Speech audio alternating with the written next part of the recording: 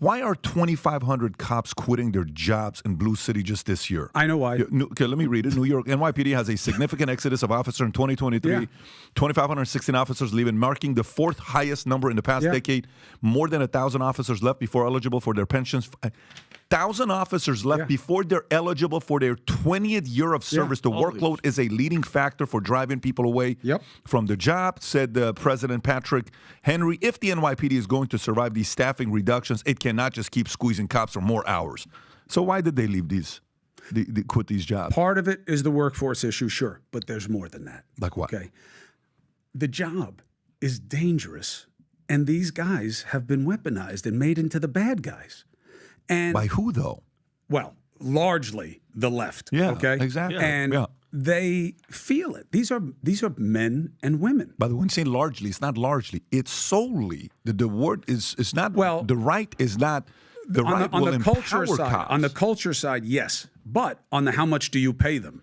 On the what kind of protection do they get in the workforce? On the what are they up against and the people that you're having them police? The right gets into play with its policies and what it is against in terms of policies. But to be a cop, I mean, I have a lot of my friends are on the job.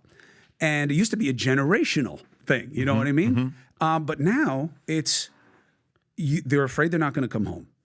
They don't get the respect.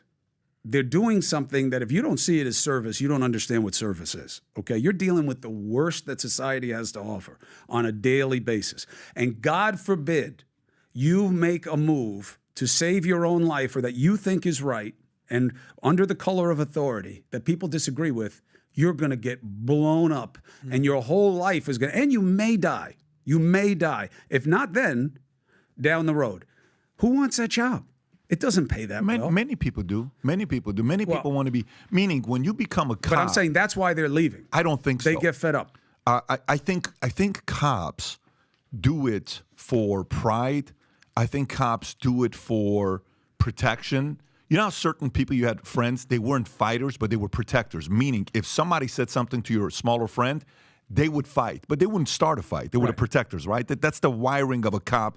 They want to protect. It's a hard job. It should be anyway. Their divorce rates are super high. It's been for decades. It's not like it's a new thing. They have very high divorce rates. It's not easy, but you have to sign up for that job. To me, when you sit there and you go through numbers and you show what's going on with numbers don't lie. For example, we're talking about zombie companies yesterday. I don't know what we were talking about. It was with Beck yesterday in Dallas. We're talking about zombie companies. Zombie companies in America. I don't know how familiar you are with zombie companies. We just talked this on the last podcast. So companies who were 1% of companies in 97 were zombie companies. Zombie companies are those that can only live off of raising debt. If they don't get debt, guess what? They cannot survive, right? Today's 25% of companies are zombie companies. Did you hear that number? From 1% to 25%. That's the number right there. Okay? Just not profitable whatsoever. Over 25% U.S. companies are zombie companies. This means the only reason they can make it is because of low interest rates. So what's going on with interest rates today? They're getting crushed. We had a meeting yesterday. Half the conversation, Tom, yesterday was about interest rates. Yes or no? You know what I'm talking about. Absolutely. And going into the impact on corporate America that used to, raise a little bit of debt to build a factory that they could afford. They could afford the payments. But now it's mountains of debt to pay regular cash flow issues on regular expenses. So when's the first time rates went up? 2017, 2018, 2019. Rates started going back up after the whole years of us having low interest rates. Well, artificially low. Of course, artificially low. And I got to tell you, I'm not disagreeing with what you're saying. You're right. You're right. But, data is very powerful, especially as a function of the why analysis of why the number is what it is, right? The number is only as good as its explanation. Let me tell you, it is frustrating for companies to not be able to take on debt. It's much more frustrating for households to not be able to take on debt and to pay rates that would put any business highest out rate of ever business. On credit cards. Yeah. So what does this have to do with the cops, though? Well, let me make my point. Yeah. Fair enough. So what I'm trying to say is the fact that we can sit there and based on data saying the fact that this is the reason why companies should be out and it's not working. Low interest rates for a long time causes a lot of fake success. We don't need it. We don't need fake success. There's way too much fake success we had over that 128-month economic expansion. 2,500 cops quitting in New York. Why are you doing that? There's data. This data validates. The top two states in the country for net positive migration this year, not 2021, not 2020, not 2022, this year, is Florida number 1, Texas number 2. What is the bottom net negative? It's California and New York. You can spin anything you want to spin, brother. Any one of us can spin it. I consider, when people say, when you ask them, like, hey, man, can I talk to you? Yeah, bro. Like, you're running sales guys. A couple of my guys, they put on 50 pounds. I'm like, dude, listen, man, you're 260 pounds and you're 5'9". That's not good for you. Well, you don't understand. I'm big bone. I have, what's the thing people say? What's the word, Thick. No, there's a Thick. there's a word for it, like when fat people use it as an out to say. Yeah, big boned. I don't know. No. There's another one. Anyways, but here's the thing. Watch this. The reality of it is this. Chris, if somebody had your routine on a daily basis, what you eat, how you train, what you do. You're in my house, 15 minutes, you're on the floor wrestling with Dylan, and Dylan's doing jiu-jitsu. If somebody trained like you think their life's going to get better physically, they're going to get healthier? Yeah, if they don't get injured. They'll get injured, but they're going to get healthier, Yes, right? good practices, good results. So guess what? You can spin all you want about why you're fat. Results shows what the hell you eat and how often you train and what you do.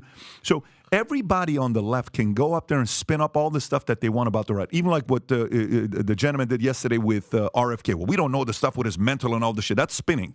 That's Carville. the beautiful thing on spinning, right? But at the end of the day, a guy pulls up and finishes the conversation and says, here's the data.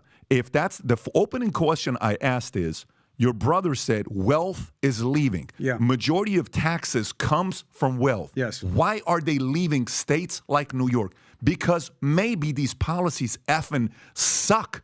And we have to look at it and say, we can spin and blame Trump and blame Republicans and blame capitalists and blame entrepreneurs and blame everybody.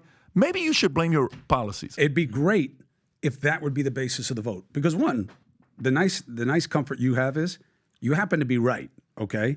They're not leaving because of the politics. They're leaving because of the reality of what's best for them. A little bit of that may be a value play, but most of it's going to be an economic play, right? Especially as you get into more sophisticated, class of people that, hey, this tax difference, there's no state tax in Florida. Even if I offset it with the property tax and the sales tax, I'm going to come out 8, 10, 12% ahead. It makes sense. But my point, you're right, but that is not the basis of play. Spin, that's the least of our Who cares, problems. though? Who cares? The voters. No. The voters care. But then it's our job. No, bro, what you just said right there is you just said you're right about the policies. Yeah. But so then what I'm interpreting from you is Who's the last time people voted for policy? What's the policy? I think it's 12%. I think it's 12%. By the way, if we talk on abortion stuff, it's been policy. So, but that's something that's forced on them as an issue. I get that. But what I'm saying is I do think it's policies. I also think on the other side, I think one side knows how to sell the nightmare very well. One side knows how to sell the dream. The one side that's selling the dream has sucked at selling the dream. I had Governor Ron DeSantis here. I'm in the state of Florida because of him. I said, sell me the dream. Just sell me the dream. Sell me the dream why America's the greatest country in the world. Just like, bam, bam, bam. That's not selling me the dream. So I agree with you that... Yeah, and half of his sell is how bad the left is. See, that's the problem. I don't that's disagree. how he wins. I don't disagree. But that's how he'll win. But I don't think he will, though. Well, he's not I don't gonna think he will. But I'm saying if you win, like everyone's saying Nikki Haley, right? So there's different layers of what she has as an obstacle. Chris Christie is pushing her on the, hey, you have to deny Trump to the... No, she doesn't have to deny Trump. To win, what she's going to have to do is, one, kill off everybody else or hopefully let them die, right? I mean, like something that has to happen in the primary.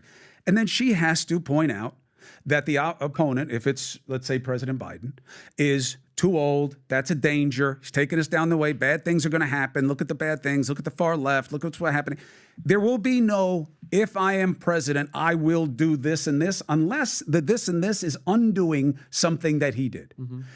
That's the game. And she's not wrong to play it that way because that's how you win. But if someone wants to sell you the dream, there are two things that change a grievance culture cycle. One is amazing catastrophe, huge crisis that galvanizes because you don't have any time for bullshit. 9/11, okay? Now, you can argue whether or not we were focused on the right things after 9/11, right? There were all these people who were getting brutalized and Islamophobia, and I didn't like it, and I was against it. But everybody shut up with the right and left. President Bush was walking around in a city that he wasn't welcome in. Mm-hmm. Mayor Giuliani was dead man walking in New York politically before. But everybody put away all those fights. Many of them were artificial and really just to suit the game, not real policy. And they were only focused on policy. And what's the number one policy? Self-protection. Keep us safe. So that's the one thing that can do it. Pandemic was not a big enough crisis to do it. Got weaponized. Used one way, used another way, did not galvanize. So crisis, the bar is going up for what it takes us for. I don't even want to think about what kind of crisis we would have. What's the other one? Guys like you who are transcendent figures with a message that can overpower the status quo. Very rare bird. And usually they wind up metaphorically symbolizing a cause that is the tantamount to crisis. Like what? Obama. Obama was the manifestation of America can be better than its history of inequality. He is the proof of this. He meant that to people. People cried about why his significance was so profound in America, given how we had gotten to where we were, if you decided to see it a certain way. Transcendent. Now, did he live up to it? Of course not. Very hard to. Very hard to. So there are two things that pull you out of this grievance cycle. Because if you don't have one of those two things, I'm going to beat you. I'm going to beat you with grievance. You can sell your dream. You can do your data. I'm going to dig into you a little bit. I'm going to find something. And I'm going to harp on that one thing and how all your buddies are a problem.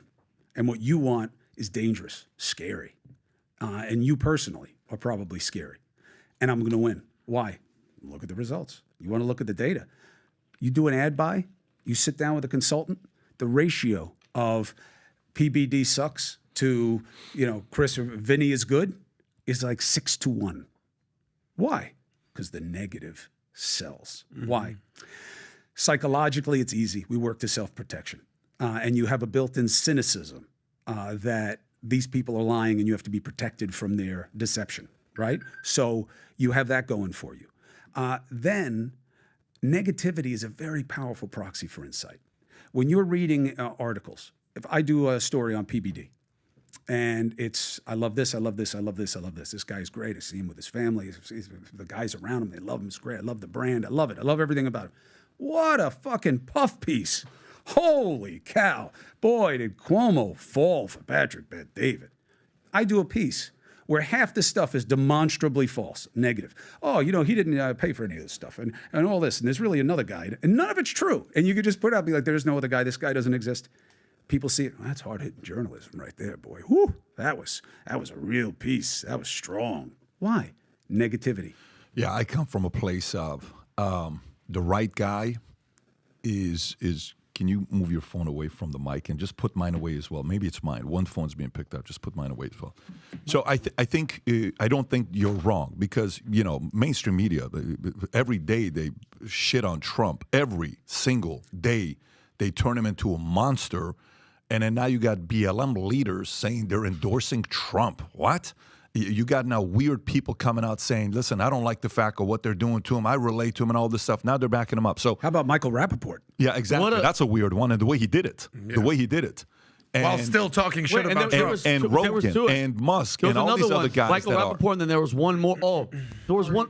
Huh? Cardi B. Cardi B being done with bites. Yeah. Can't even speak English. But the point I'm trying to make is I think the part about being that person, and you're right about trashing them, they say bad news people tell to 11 people, good news they tell to 3 people. And that number makes sense. Like you get a bad review for a company, they're going to tell 11, you get a good review, they tell 3.